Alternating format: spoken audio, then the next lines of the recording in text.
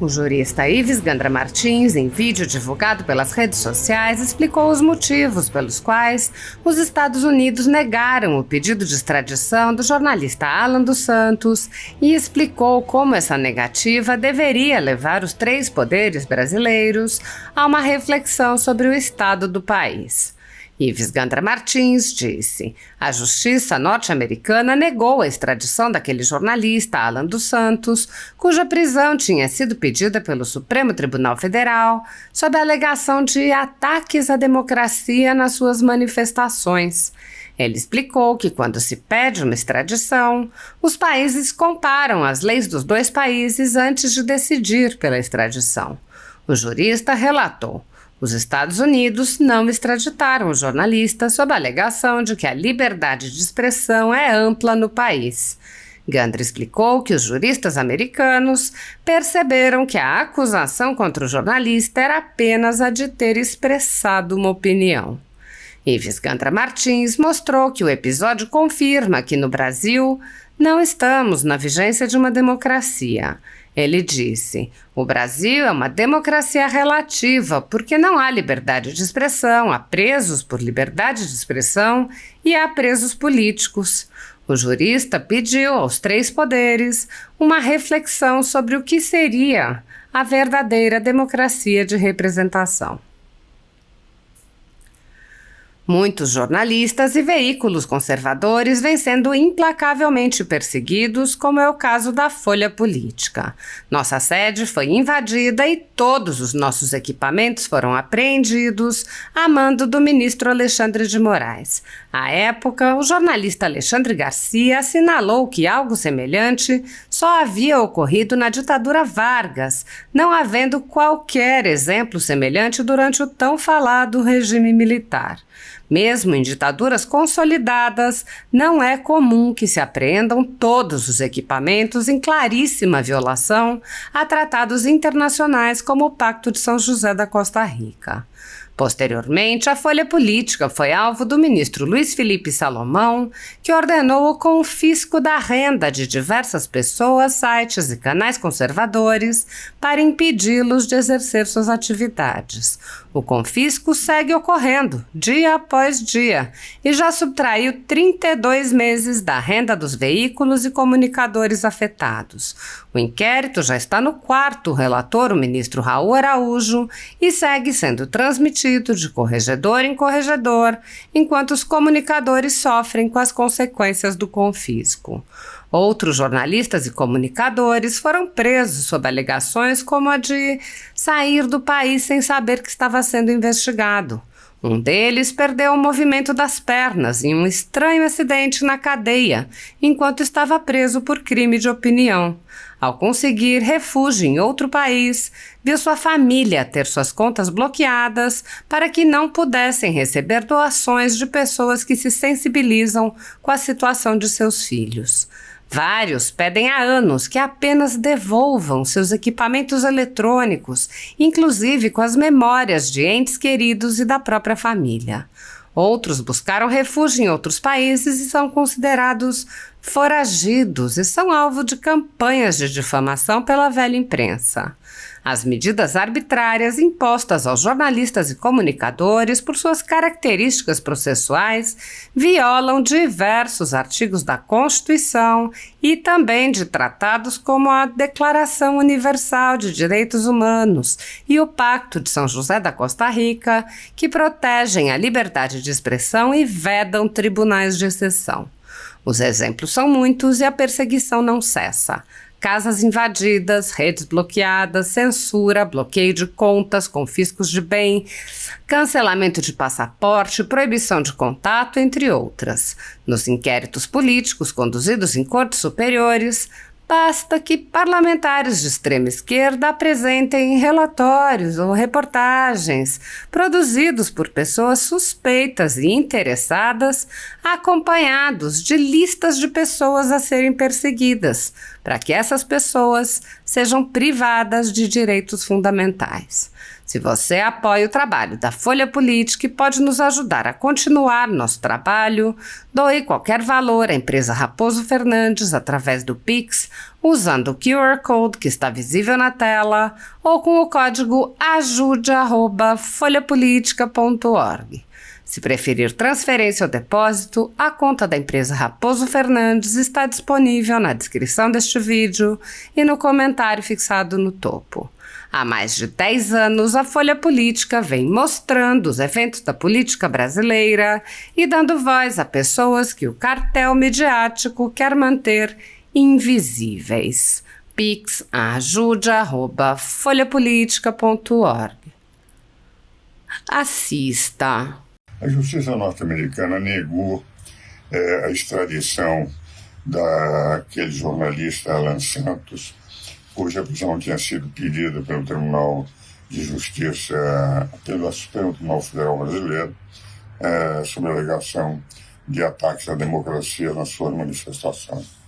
O argumento utilizado pela Justiça para negar, normalmente, cada vez que se pede a extradição de alguém, é comum nos diversos países que a tradição de extradição que eles verifiquem se a lei que vai ser aplicada no país é diferente da lei que é aplicada no próprio país onde está morando o extraditado e o pretendido extraditado. E se por acaso no país para qual ele vai ser mandado se tem uma pena para aquilo que não tem a pena nos Estados Unidos, eles não extraditam, como também, por exemplo, o Brasil não extraditaria ninguém que, para o país em que fosse, houvesse a pena de morte. Porque ele poderia correr a pena de morte e se o crime a que ele era acusado era de pena de morte, o Brasil não extraditaria. Agora, os Estados Unidos não extraditaram esse jornalista sob a alegação que a liberdade de expressão é ampla dos Estados Unidos. A justiça americana diz que ele está sendo extraditado por um crime de expressão, por manifestação. E por um crime de expressão, por uma manifestação, ele, quando atacou o ministro da Suprema Corte, no estilo da democracia brasileira, isso é apenas uma opinião, nós não vamos extraditar. Ele não extraditou, segurou.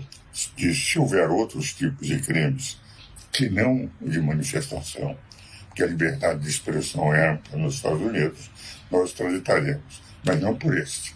Por esse, de uma mera manifestação, por mais desarrazoada que fosse, por mais desagradável que fosse, por mais incorreta que fosse, os Estados Unidos respeitam a liberdade de expressão. Então, o Supremo Tribunal Federal pediu, e a Suprema Corte Americana, os Estados Unidos, não sei em que nível a negativa foi dada, certamente passando pelos Ministérios de Justiça de cada país, a Secretaria de Justiça nos Estados Unidos e o Ministério de Justiça no Brasil, foi negado. E isto vem mais uma vez caracterizar aquilo que a Universidade de Gotemburgo, eu tenho repetido diversas vezes no meu Instagram, diz que o Brasil é uma democracia relativa, porque aí que não há liberdade de expressão, há presos por liberdade de expressão e há presos políticos. Creio que vale a pena uma reflexão por parte dos três poderes, dos ministros do Supremo, dos membros do Poder Executivo, de senadores e deputados federais no Legislativo, sobre o que seria a verdadeira democracia de representação. Que a liberdade de expressão ela é ampla e há o mecanismo colocado na própria Constituição das ações de indenização por danos morais, cada vez que há um abuso na liberdade de expressão. Vai se completar um ano do dia 8 de janeiro, né? Que lições que ficam a respeito desse tema? O que nós vemos, eu tenho uma posição formada sobre o assunto, do que aconteceu, e é um assunto lamentável, uma página negra da história brasileira, o abuso que as autoridades fizeram, nesse caso específico. Primeiro, o ministro da Justiça sabia do ocorrido, tinha informações. O senador Esperidião, por uma comissão aqui do Senado, fez as indagações, mandou questionamento, recebeu informações que no dia 6 de janeiro o governo sabia do que estava acontecendo. Por que não tomou providências? A Força Nacional estava pronta, por que não agiu? Sabia quem viria. A NTT também tem informações de todos os dias, quantos ônibus chegariam aqui. Por que não tomaram providência? Por que o Palácio Planalto ficou desguarnecido? A guarda presidencial, eu não sei quando, na história desse país, a guarda presidencial não apareceu. Houve a CPI, e também foi tendenciosa. Por que o ministro Flávio Dino não compareceu à CPI? Por que ele não disponibilizou os vídeos? Essas questões são importantes. Eu não participei da CPI, mas acompanhei e vi que nós éramos minoria. Tratoraram a CPI e não mostraram o que efetivamente aconteceu dia 8 de janeiro. Então é um fato lamentável. Hoje, pessoas com Bíblia na mão, como é que vão tomar o poder se não tinha um canivete no bolso, nem sequer um cortador de unha? Que poder você vai tomar? Então, é um fato para mim lamentável. As penas dessas pessoas que nunca passaram na frente de uma delegacia, não tinham sequer um processo, pessoas presas, condenadas, dezenas até 18 anos de sentença. Houve extrapolação do Supremo Tribunal Federal nesse caso. E o Flávio Dino também prevaricou como ministro do governo, que sabia e assistiu de camarote.